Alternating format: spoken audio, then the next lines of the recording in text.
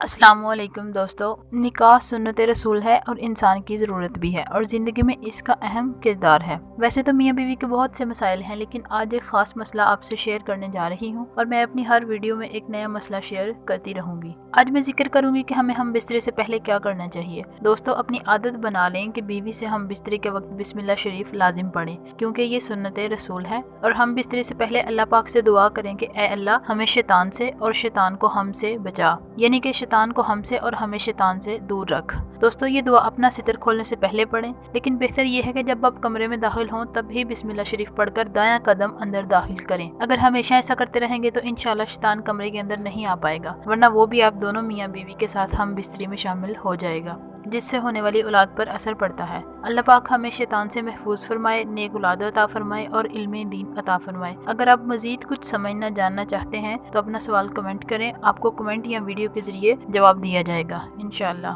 خدا حافظ۔